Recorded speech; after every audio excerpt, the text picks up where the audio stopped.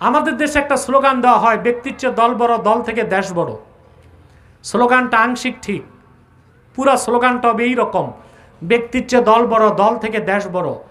দেশ থেকে আমার জান বড়, আমার জান থেকে ঈমান বড়, ইসলাম বড়, আল্লাহর কোরআন বড়।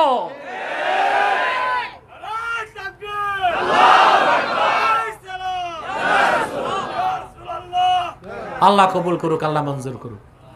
তো সবকিছুর ঊর্ধ্বে কি? ঈমানের ব্যাপারে কোনো আপোষ নাই। সুবহানাল্লাহ। আল্লাহর হাবিবের প্রত্যেক ঈমানদার উম্মত যত বড় গুনাহগার হোক বেহেশতে যাবেই যাবেই যাবে, শাস্তির আগে নয় শাস্তির পরে। আর কাফের মুশরিক কখনো বেহেশতে যাবে না। আল্লাহর হাবিব বলেছেন, আমার একজন ঈমানদার উম্মত যতক্ষণ জাহান্নামে থাকবে আমি রাজি হব না। ইবনে মাজার হাদিসে এসেছে, হিসাব নিকাশ যখন হয়ে যাবে, জান্নাতীরা জান্নাতে যাবে, জাহান্নামীরা জাহান্নামে যাবে। জান্নাতীরা আল্লাহর সঙ্গে অভিমান করে বলবে, আল্লাহ আমাদের একটা আশা পূরণ হয় নাই। আল্লাহ বলবেন, রে জান্নাতীরা, যা চেয়েছো তাও পেয়েছো, যা চাও নাই তাও তো দিয়েছি, আবার কিসের আক্ষেপ? জান্নাতীরা বলবে, আল্লাহ আমাদের পরিচিত অনেকে এখনো জাহান্নামে জ্বলছে, যাদের ঈমান আছে, আমলটা খারাপ ছিল, ওদেরকে তুমি বের করে জান্নাত দাও। সুবহানাল্লাহ বলবেন। আমরা আল্লাহর হাবিবের সুপারিশকে বিশ্বাস করি। পথভ্রষ্ট গোমরা যারা, তারা আল্লাহর হাবিবের শাফাআতকে বিশ্বাস করে না। অথচ ইবনে হাজার আসকালানী রাহমাতুল্লাহ বলেছেন, ইন্নাল আখবারা বিশাফাআতিন নবিয়্যি সাল্লাল্লাহু আলাইহি ওয়াসাল্লাম কদ বালাগা হাদ্দাত তাওয়াতুর। আল্লাহর হাবিব সাল্লাল্লাহু আলাইহি ওয়াসাল্লাম হাসরে সুপারিশ করবেন, এই হাদিসগুলো মুতাওয়াতিরের দরজা লাভ করছে। এই জন্য আল্লাহর হাবিবের শাফাআতকে কেউ যদি অস্বীকার করে, তারে আমরা মুসলমান বলি না, বেঈমান, গোমরা, পথভ্রষ্ট বলি। ঠিক না? রাসূলুল্লাহ সাল্লাল্লাহু আলাইহি ওয়াসাল্লাম তো শাফাআত করবেন, রাসূলুল্লাহ সাল্লাল্লাহু আলাইহি ওয়াসাল্লামের ঈমানদার উম্মতরাও সুপারিশ করবে। আমি যে হাদিসটা বলছি, ইবনে মাজাহ শরীফ, সৌদি আরবের ছাপ, প্রথম খণ্ড, 60 পৃষ্ঠার হাদিস। বেহেশতীরা আল্লাহর সাথে অভিমান করবে, আল্লাহ বলবেন, আবার কি চাস? যা চাও নাই তাও দিছি, যা চাইছো তাও তো দিছি। বলবে, আল্লাহ একটা আশা পূরণ হয় নাই, আত্মীয় স্বজন বন্ধু বান্ধব তো জাহান্নামে আছে, ওদের তো ঈমান ঠিক আছে, এইবার আর শাস্তি দিও না, আমাদের সাথে বেহেশতে আনায়। সুবহানাল্লাহ। আল্লাহ তাআলা বলবেন, জাহান্নামের ফেরেশতাকে ডেকে বলবেন, মালিক জাহান্নামের দরজা খুলে দাও। জাহান্নামের দরজা খুলে দেওয়া হবে, জান্নাতীরা জান্নাত থেকে জাহান্নাম দেখতে পাবে। আল্লাহ ডাক দিয়ে বলবেন, আখরিজু মান আরাফতুম, ওয়ামার বেহেশতি বান্দারা, ওয়াবার বেহেশতি বান্দারা। সুবহানাল্লাহ। জাহান্নামে যাদেরকে চিনো সবাইকে বের করে জান্নাতে নিয়ে আসো। আমার কথা, হাদিস, ইবনে মাজাহ, সৌদি আরবের ছাপ, প্রথম খণ্ড, 60 পৃষ্ঠার হাদিস। আল্লাহ বলবেন, আখরিজু মান আরাফতুম, যাদেরকে চিনো সবাইকে বের করে বেহেশতে আনো। সুবহানাল্লাহ বলবেন না? খুব মনোযোগ দেন। এখন জান্নাতীরা তাকায় দেখবে, বেহেশতে যারা আছে মুসলমান কিন্তু গুনাহগার। কারো হাঁটু পর্যন্ত জ্বলতেছে, কারো সিনা পর্যন্ত, কারো গলা পর্যন্ত। ওয়ালা তাকুলুন নারু সুওয়ারাহুম, কিন্তু যারা মুমিন মুসলমান জাহান্নামে যাবে, তাদের চেহারাতে আগুন লাগবে না। আল্লাহর হাবিবের উম্মত গুনাহগার হয়ে জাহান্নামে গেলেও সম্মান পাবে। আবার বলছি, আল্লাহর হাবিবের উম্মত পরিচয়ে কেউ যদি জাহান্নামেও যায়, ওখানেও কি পাবে? চেহারাতে আগুন লাগবে না। ওয়ালা তাকুলুন নারু সুওয়ারাহুম, মুমিন মুসলমান গুনার কারণে যারা জাহান্নামে যাবে কিছুকালের জন্য, পানিশমেন্টের জন্য, ওদের কারো চেহারায় জাহান্নামের আগুন লাগবে না। কারণ ইয়াতালাউ নূরুল ঈমান ফি উজুহিহিম, তাদের চেহারায় ঈমানের নূর তখন জ্বলতে থাকবে। সুবহানাল্লাহ। আহারে ভাই, ঈমানের যে কি দাম, এটাই বাঙালি বুঝলাম না। সুবহানাল্লাহ। আর কাফের মুশরিক জাহান্নামে যাবে মানুষের সুরতে না, আদমের সুরতে কোনো একজন কাফের মুশরিক জাহান্নামে যাবে না, সুরতকে বদলে দেওয়া হবে। বাইহাকিতে এসেছে এক এক কাফিরের জিবলা হবে সালাসাতু আময়াল, 3 মাইল লম্বা, দাঁত হবে অহুদ পাহাড়ের মতো বড়, স্কন্ধ হবে উপত্যকার মতো বড় বড়। কথা বুঝতেছেন? আমার ভাইরা, জান্নাতীরা তাকায় দেখবে জাহান্নামী কারো। এটা এতক্ষণ কইছিল, হ্যাঁ? ও, এটা আরেক মাইক খবর দিয়ে আনা হয়েছে। আরে নাও নাও নাও, মোটামুটি ব্যাটারি ডারে 3.5 করো।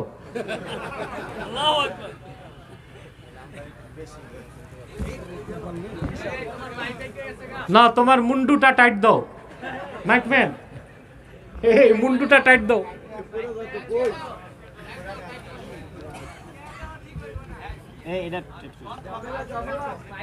এবার ঠিক হবে, বসছে বসছে, ঠিক আছে, ঠিক।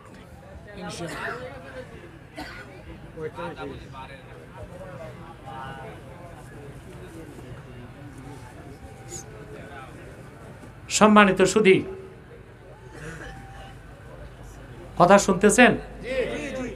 তাহলে জাহান্নামীরা জান্নাতীরা জান্নাতে তাকিয়ে দেখবে যে মুমিন মুসলমানদের কারো হাঁটু পর্যন্ত জ্বলছে, কারো সিনা পর্যন্ত, কারো কণ্ঠ পর্যন্ত, কিন্তু কোন মুমিনের চেহারা আগুন। এটাই ইমানের ফজিলত। সুবহানাল্লাহ বলুন। আপনি যত বড় গুনাহগার হন, এক ওয়াক্ত নামাজ পড়েন নাই, জিনা করছেন, ব্যভিচার করছেন, কিন্তু শিরক কুফর যদি না করেন, জাহান্নামে আপনি জ্বলবেন, শাস্তি পাবেন, কিন্তু আপনার চেহারায় আগুন লাগবে না। কোন একদিন অবশ্যই আল্লাহ আপনাকে জান্নাত দিবেন। আল্লাহ বলবেন আখরিজু মান আরাফতুম, তোমরা যাদের যাদের চিনো বের করে আনো। তখন বেহেশতীরা তাদের বন্ধু বান্ধব আত্মীয় স্বজন যাদের যাদের চিনবে সবাইকে বলবে বের হও। সবাই বেরিয়ে আসবে। বুখারী শরীফে আছে বেহেশতে একটা নহর আছে, তার নাম নাহরুল হায়াত। এই জ্বলা পোড়া দেহগুলো ওই নহরে দিলেই সব তাজা গোশত আর চামড়া হয়ে যাবে। হাসতে হাসতে সব বেহেশতে চলে যাবে। বলেন সুবহানাল্লাহ। তাহলে বোঝা যায় আল্লাহর হাবিবের ইমানদার উম্মত প্রত্যেকেই বেহেশতে যাবে, ঠিক কিনা? কিন্তু কেউ ফার্স্ট চান্সে, কেউ সেকেন্ড চান্সে। এখন আপনার কি ফার্স্ট চান্সে আযাব ছাড়া বেহেশত চান? বা আপনাদের মধ্যে কেউ কেউ থাকতে পারেন ভ্রমণ বিলাসী, যে জান্নাতে যেহেতু যাবই, তো একটু জাহান্নাম ট্রানজিট করে গেলাম, সমস্যা কি? আছেন কেউ? তাহলে আমরা যদি বিনা আযাবে ফার্স্ট চান্সে বেহেশত পাই, ওইটাই পূর্ণ সফলতা। তার জন্য আল্লাহ কয়টা কাজ দিয়েছেন? শুধু ইমানটা আনলেও আপনি বেহেশতে যাবেন, কিন্তু পূর্ণ সফলতা না। বিনা আযাবে যদি বেহেশত চান, আরো 2টা কাজ আল্লাহ দিয়েছেন। 2 নাম্বার কাজ, ওয়া যাকারা ইসমা রাব্বিহ, ঈমান আনার পরে রবের নামের জিকির করলো। সুবহানাল্লাহ। 3 নাম্বার ফাসাল্লা, 5 ওয়াক্ত নামাজ পড়লো। এখন জিকির বুঝেন আপনারা? বাঙালি জিকির বুঝে না। সকালে 10 মিনিট জিকির করে, সন্ধ্যায় 10 মিনিট জিকির করে, সারাদিন সুদ খায়, ঘুষ খায়, চাঁদাবাজি, দাগাবাজি, টেন্ডারবাজি, পাল্লায় ওজনে কম দেয়, আরেকজনের সীমানা ধাক্কায়, বিচার আচারে 2 দিক থেকে। এগুলো তো নাই বদনাইলে আছে। এটা তো আমারই ইউনিয়ন, এখন তো আর ইউনিয়ন না, ওয়ার্ড আছে আছে। আর আমি দেখেছি পচা শামুকে পা কাটে। পঞ্চায়েতে দুর্নীতিবাজদের বিরুদ্ধে কথা বলে এরা খুব ক্ষুদ্র, কিন্তু পচা শামুকের মতো পা কাটতে পারে। এদের সিন্ডিকেট আবার শক্তিশালী। প্রত্যেক এলাকার পঞ্চায়েতের দুর্নীতিবাজরা খালাতো ভাই একটা একটা। কথা বলেন। প্রত্যেক এলাকার পঞ্চায়েত কমিটিতে দুর্নীতিবাজ যারা বিচার আচারের নামে 2 বাইপাস করে, এরা আবার একটা আরেকটার খালাতো ভাই, একটার সাথে একটা সম্পর্ক ভালো, ঠিক না? কিন্তু পীরের মুরিদ হয়ে সকালেও জিকির করতেছি, বিকালেও। বান্দার ঠোঁটে জিকির থাকলে হবে না, জিকির লাগবে মনে। কোথায়? সেজন্য আল্লাহ বলেছেন ওয়া যাকারা ইসমা রাব্বিহ, রবের নামে জিকির করলো। তার মানে জিকির থাকবে ঠোঁটে, জিকির থাকবে মনে। ইমামে ফখরুদ্দিন রাজির একটা বক্তব্য শুনিয়েছিলাম আলোচনার শুরুতে, ইন্না মারাতিবা আমালিল মুকাল্লাফি সালাসা, বান্দার আমলের স্তর কয়টা? প্রথমটা হচ্ছে ঈমান আনা, দ্বিতীয়টা হচ্ছে ইস্তিহদারু মারিফাতিল্লাহি আযজা ওয়া জাল্লা ফিল কলবে, সর্বাবস্থায় আল্লাহর স্মরণ আর ভয় অন্তরে রাখতে হবে। আল্লাহর স্মরণ এবং ভয় অন্তরে রাখতে হবে, এটাই তো জিকির। এটাই কি আল্লাহর ভয় আর স্মরণ।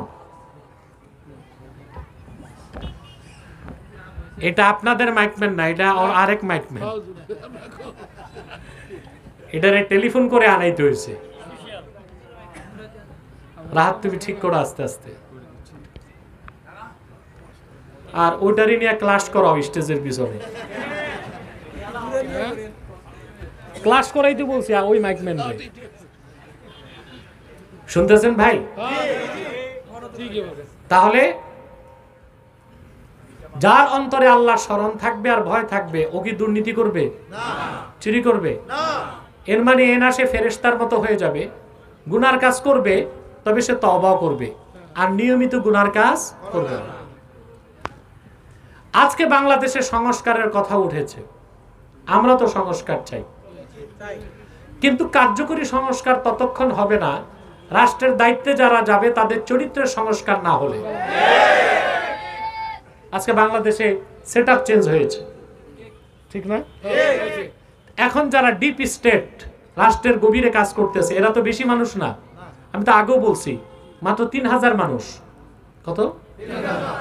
বাংলাদেশে লোক আছে 18 কোটি, কিন্তু রাষ্ট্র পরিচালনা করে 3000 মানুষ। উপসচিব, সচিব, যুগ্ম সচিব, আমলা, কামলা, ডিসিএসপি, টিএনও, ইউএনও, এই তো। তা আপনি 3 লাখ 3.5 লাখ মসজিদ আছে বাংলাদেশে, মাদ্রাসা আছে 10,000, তাতে হবে কি?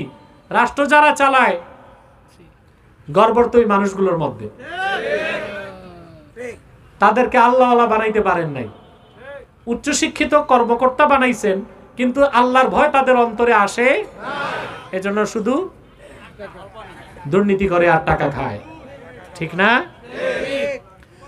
বাংলাদেশ থেকে গত 15 বছরে যে টাকা পাচার হয়েছে, এতে দেশের প্রতিটি মানুষের মাথা পিছু ঋণ হচ্ছে 1,07,000 টাকা।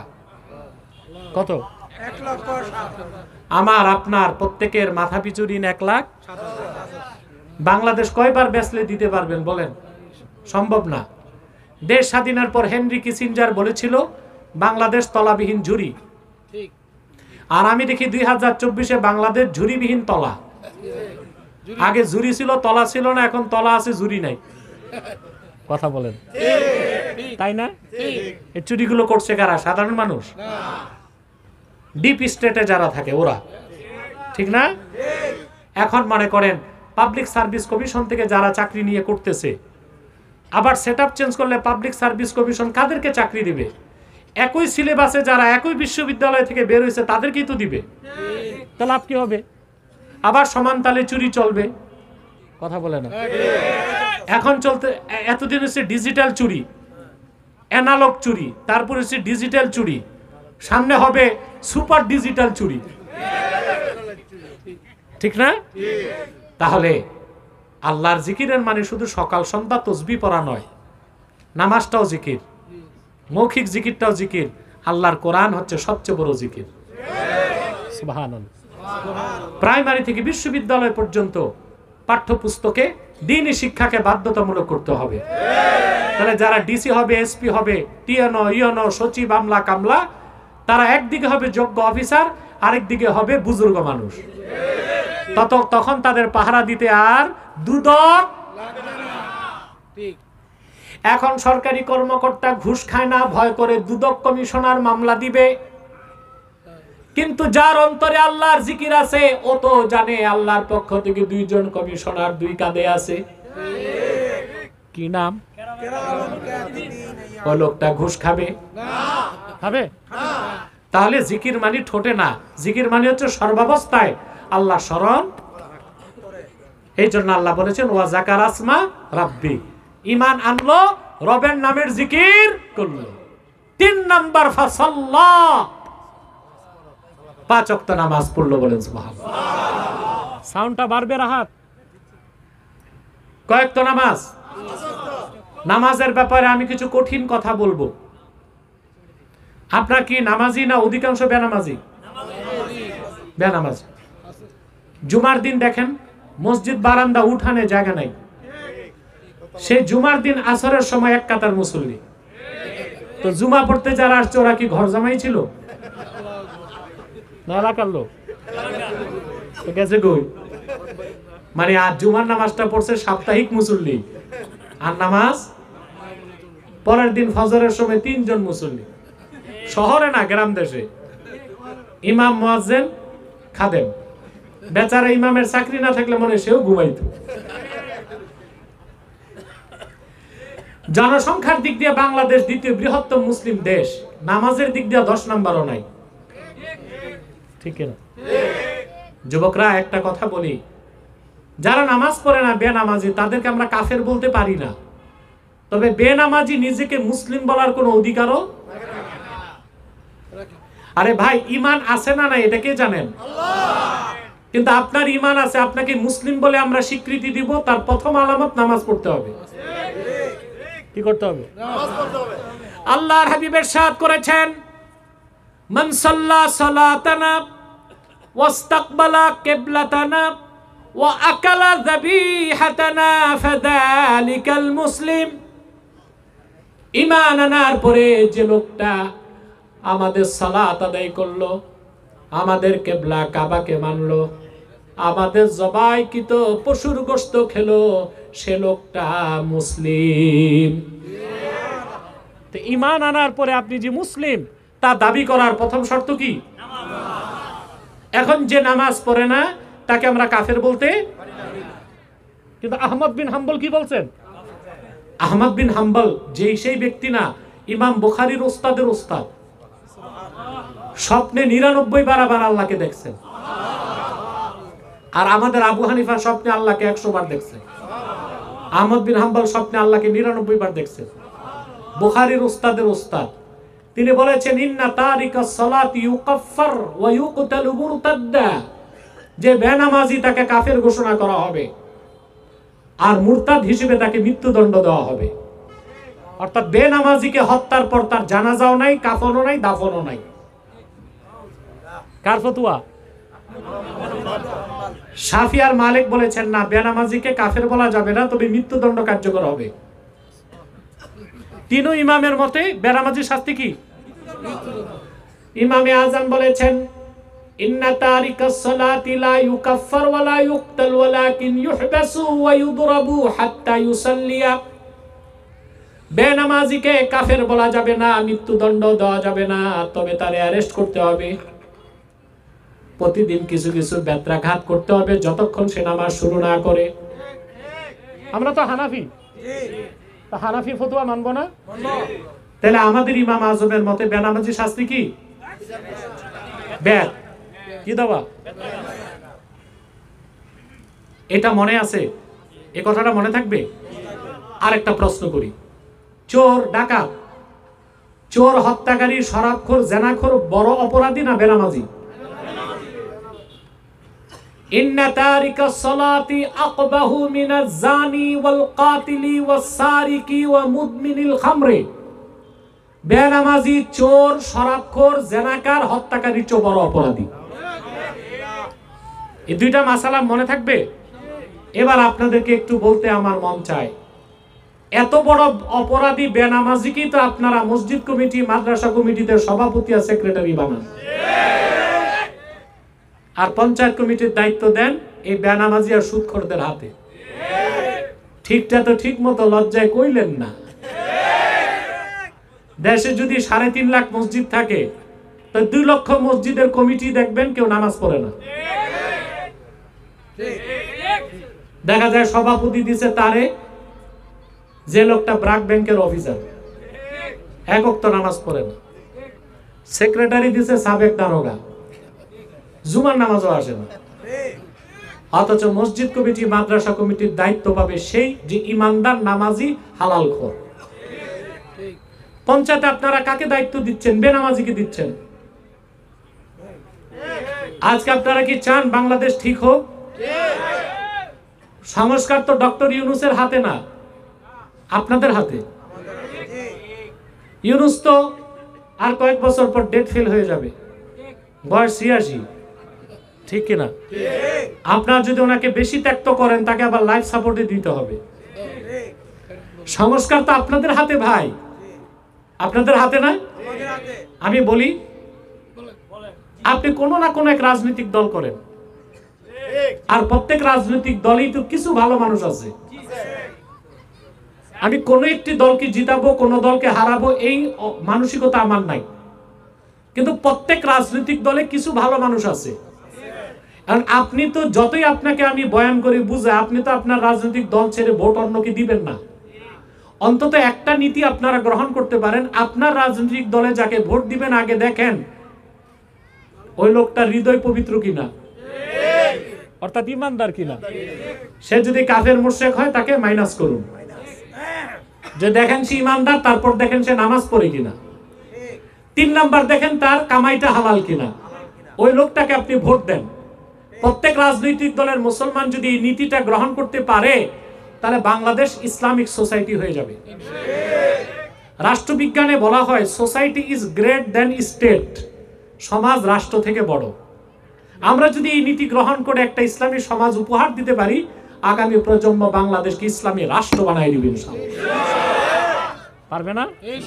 তা আমরা নামাজ পড়বো, আর আগে বাড়াবো কাদেরকে? নামাজিদেরকে। কাদেরকে? ৫ ওয়াক্ত নামাজ পড়বো। তা ৩টা কাজ আল্লাহ বলেছেন। কয়টা? শিরক কুফর বাদ দিয়ে ইমানের নূর দিয়ে অন্তরকে পবিত্র করতে হবে।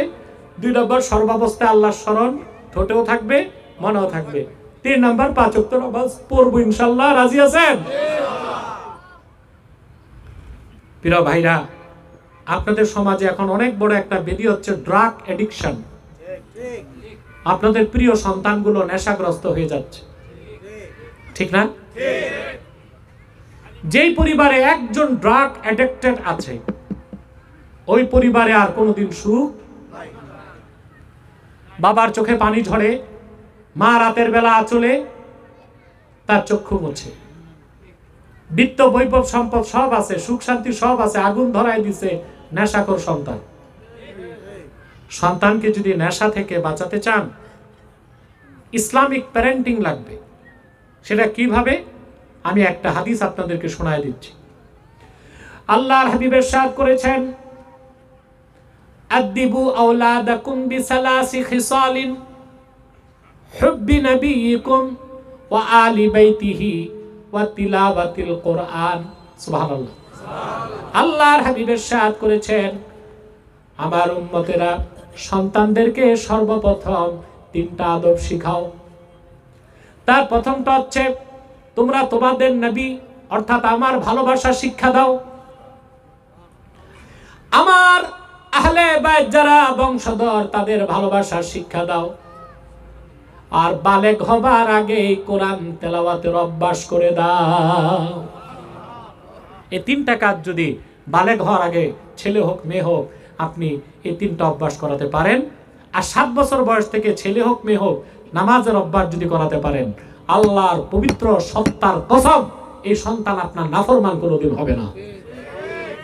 নেশা তো বহু দূরের কথা। তাহলে আমরা ইসলামী জিন্দেগি মোতাবেক আমাদের জীবনটাকে পরিচালনা করব। পারবো তো ইনশাআল্লাহ? আল্লাহ আমাদেরকে কবুল করুক, মঞ্জুর করুক, বলুন আল্লাহুম্মা আমিন। আল্লাহ যেন আমাদের জীবনের সকল ক্ষেত্রে আমাদেরকে পূর্ণ সফলতা দান করেন, বলুন আল্লাহুম্মা আমিন। প্রিয় ভাইরা, বিদায় লগ্নে একটা কথা বলবো। যে কোনো সমাজে সামাজিক পরিবর্তন ও বিপ্লব আনার জন্য দ্বীনি শিক্ষার কোনো বিকল্প নাই। আপনাদের এই এলাকাটা খুব রিচ এরিয়া, চতুর্দিকে ফ্যাক্টরি আছে, আপনার সম্পদশালী, আপনার বিত্তবান, অভাব একটা, এখানে কোনো মাদ্রাসা নেই।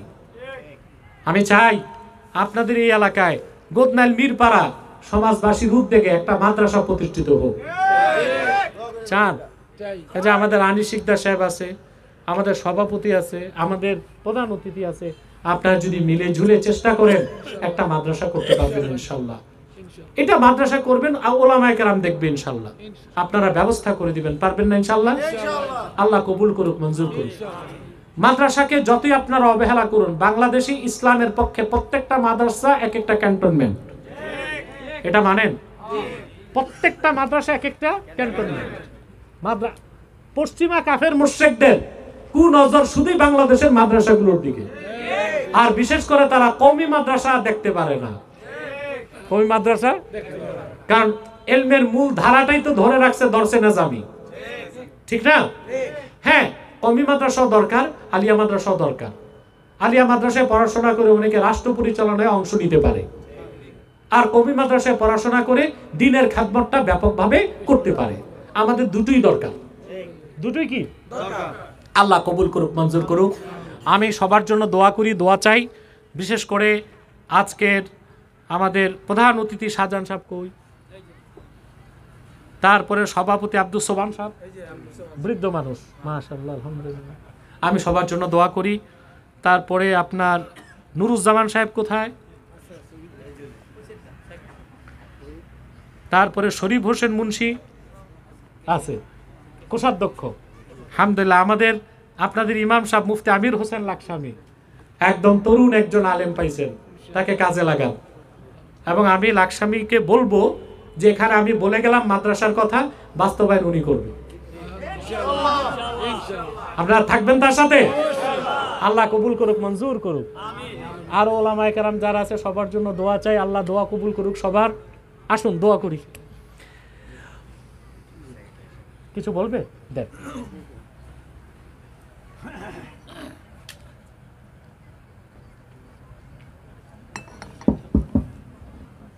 আলহামদুলিল্লাহ, আমরা সকলেই বলি আলহামদুলিল্লাহ।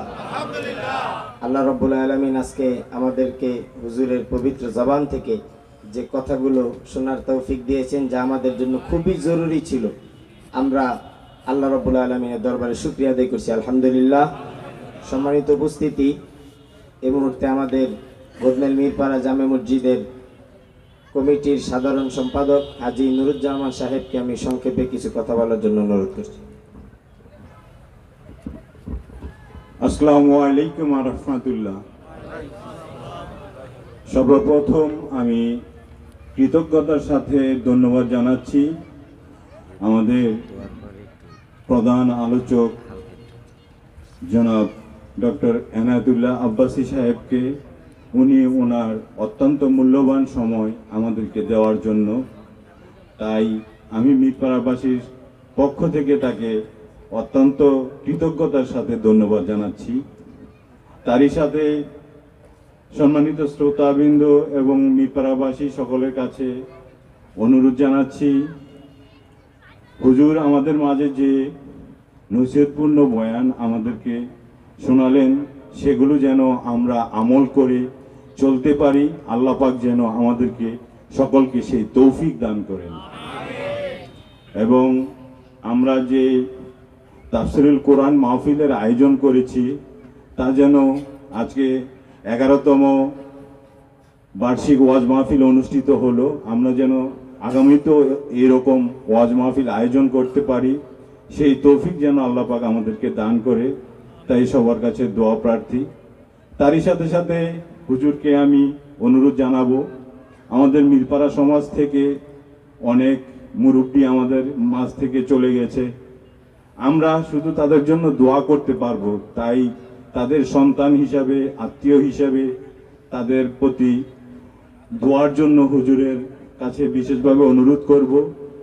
এবং এখানে আমরা যারা আছি সবাই যেন ভ্রাতৃত্বের বন্ধন বজায় রেখে ইসলামিক নিয়ম অনুপাতে আল্লাহ এবং রাসূলের পথে চলতে পারি, সেই দোয়ার প্রার্থনা করে আমি আমার বক্তব্য এখানেই শেষ করছি। আসসালামু আলাইকুম। সম্মানিত সুধী, আমার 3টি কিতাব স্টেজে আছে। নির্বাচিত তাফসির প্রথম খণ্ড সূরা ফাতিহার তাফসির, নির্বাচিত তাফসির দ্বিতীয় খণ্ড সূরা ইখলাস ও সূরা ইনশিরাহ, 2টা সূরার তাফসির, সহিহুল বুখারীর প্রথম হাদিস ইন্নামাল আমালু বিন্নিয়াত, এই একটি হাদিসের উপর একটি ব্যাখ্যা গ্রন্থ মুনাজাতের পর নিয়ে যাবেন। অনেকে দোয়া চেয়েছে, বিশেষ করে মিরপাড়ার মুমিন মুসলমান কবরবাসীদের জন্য দোয়া করবেন। বাংলাদেশের বিখ্যাত প্রবীণ 2 আলেম যারা 23 সাল ও 24 সালে বিদায় নিয়েছেন, আল্লামা দেলাওয়ার হোসেন সাইদি এবং আল্লামা লুৎফুর রহমান, তাদের জন্য দোয়া করবেন। আল্লাহ যেন তাদের গুনাহকে মাফ করে দেন এবং বেহেশতে তাদের মাকামকে বুলন্দ করে দেন। এলাকার প্রবীণ মানুষ কমরুদ্দিন মাস্টার অসুস্থ, তার জন্য দোয়া করবেন। রব্বানা যালামনা আনফুসানা ওয়া ইল্লাম তাগফির লানা ওয়া তারহামনা লানাকুনান্না মিনাল খাসিরিন। আল্লাহ তাআলা গোদনাইল মিরপাড়া সমাজবাসীর উদ্যোগে আয়োজিত আজকের মাহফিলে তোমার জাকিরিন শাকিরিন বান্দাদেরকে নিয়ে হাত তুলেছি। পর্দার আড়ালের মা বোনেরা আছে, রব্বুল আলামিন এতগুলো মানুষের মধ্যে যার দুটো হাত তোমার ভালো লাগে আল্লাহ, তার দুটো হাতের বিনিময়ে আমাদের জিন্দেগীর সব গুনাহ তুমি মাফ করে দাও। রব্বুল আলামিন হৃদয়ের গভীর থেকে দোয়া করি আল্লাহ, তোমার আখেরি নবী নূর নবীজি আমার মুহাম্মদ মুস্তাফা সাল্লাল্লাহু আলাইহি ওয়াসাল্লাম আজ থেকে ১৫০০ বছর আগে দুনিয়া থেকে বিদায় নিয়েছেন। হায়াতুন নবী হিসেবে জান্নাতুল ফেরদাউস রওজা মুবারকে বিশ্রাম নিয়েছেন। আল্লাহ জীবনে একবার তোমার আখেরি নবী নূর নবীজি আমার মুহাম্মদ মুস্তাফা সাল্লাল্লাহু আলাইহি ওয়াসাল্লামের জান্নাতুল ফেরদাউস রওজা মুবারকে উপস্থিত হয়ে গো আল্লাহ, তোমার হাবিবের নূরের কদমে দরুদ ও সালামের হাদিয়া দেবার আগে আল্লাহ তুমি ডাক দিও না। রব্বুল আলামিন একবার বা একাধিকবার যারা সোনার মদিনায় নূরের মদিনায় যেতে পেরেছি আল্লাহ, জীবনে বারবার তোমার আখিরি নবী নূর নবীজি আমার মুহাম্মদ মুস্তাফা সাল্লাল্লাহু আলাইহি ওয়াসাল্লামের নূরের শহর মদিনাতুল মুনাওয়ারা জিয়ারতের জন্য তাদের কপালটা খুলে দাও। আল্লাহ তাআলা হৃদয়ের গভীর থেকে দোয়া করি আল্লাহ, তোমার আখিরি নবী নূর নবীজি আমার মুহাম্মদ মুস্তাফা সাল্লাল্লাহু আলাইহি ওয়াসাল্লামের নূরের চেহারা মুবারক স্বপ্নে একবার দেখে গো আল্লাহ, জান্নাত ওয়াজিব হবার আগে তুমি ডাক দিও না আল্লাহ। একবার বা একাধিকবার যারা তোমার আখিরি নবী নূর নবীজি আমার মুহাম্মদ মুস্তাফা সাল্লাল্লাহু আলাইহি ওয়াসাল্লামের নূরের চেহারা মুবারক স্বপ্নে দেখার সৌভাগ্য লাভ করেছে আল্লাহ, জীবনে বারবার দেখার জন্য তাদের কপালটা তুমি জান্নাতি কপাল বানায় দাও। রব্বুল আলামিন আমাদের অনেকের বাবা নাই, অনেকের মা নাই, অনেকের বাবা মা একজনও নাই। যত মানুষের বাবা মা দুনিয়ার থেকে বিদায় নিয়ে অন্ধকার কবরে চলে গেছে আল্লাহ, সকল মুসলমান বাবা মার কবরকে আল্লাহ তুমি দয়া করে জান্নাতের বাগান বানায় দাও। রব্বুল আলামিন এই মাহফিলের জন্য তোমার যে বান্দারা ধন দিয়েছে আর মন দিয়ে খেটেছে, নৈতিক সমর্থন জ্ঞাপন করেছে আল্লাহ, সকলের ধন মনকে কবুল করে এই মাহফিলটা আমাদের সবার জন্য নাজাতের জরিয়া বানায় দাও। আল্লাহ আমাদের মুশকিলাতকে আসান করে দাও, নেক হাজাত ও চাহাতকে কবুল করে নাও। পর্দার আড়ালে মা বোনদের দুঃখ কষ্ট দূর করে তাদের প্রত্যেককে এক একটি সোনার সংসার হাদিয়া করে দাও। রব্বুল আলামিন আমার কলিজার টুকরা যুবক ভাইগুলোকে তোমার হাতে সুপর্দ করে দিলাম। প্রত্যেক যুবককে খাঁটি ইমানদার বানায় দাও, সহি আকীদার ধারক বানায় দাও, আহলুস সুন্নাহ জামাতের অনুসারী বানায় দাও। প্রত্যেক যুবককে খাতমে নবুয়ত আন্দোলনের সৈনিক বানায় দাও। যাদের চাকরি নাই চাকরির ব্যবস্থা করে দাও, যাদের ব্যবসা আছে ব্যবসায় বরকত দাও, বিদেশ যেতে চায় যেতে পারে না বিদেশ যাওয়া সহজ করে দাও। আল্লাহুম্মা আসলিহ লানা শানানা কুল্লাহ ওয়া লা তাকিলনা ইলা আনফুসিনা তারফাত আইন ফাতিরাস সামাওয়াতি ওয়াল আরদ আনতা ওয়ালিয়ুনা ফিদ দুনিয়া ওয়াল আখিরাহ তাওয়াফানা মুসলিমিনা ওয়াল হিকনা বিস সালিহিন। আল্লাহুম্মা ইন্না নাতাওয়াসসালু ইলাইকা বিওয়াসিলাতি হাবিবিকাল মুহতারাম নবিকাল খাতিম সাইয়্যিদিনা ওয়া সাইয়্যিদিল আবরার নবিয়িনা ওয়া নবিয়িল আমবিয়া মুহাম্মদ ইবনে আব্দুল্লাহ নবিয়্যিল্লাহ রাসূলিল্লাহ সাল্লাল্লাহু আলাইহি ওয়াসাল্লাম الذي أكملت به قصر النبوة وحكمت أن لا نبي بعده وأعلمت في القرآن بالبرهان أن محمدا صلى الله عليه وسلم خاتم النبيين والمرسلين قبل 15 مئات سنة وصلى الله تعالى على خير خلقه نبينا محمد نور الله وعلى آله وصحبه أجمعين برحمتك يا أرحم الراحمين. السلام عليكم ورحمة الله تعالى وبركاته.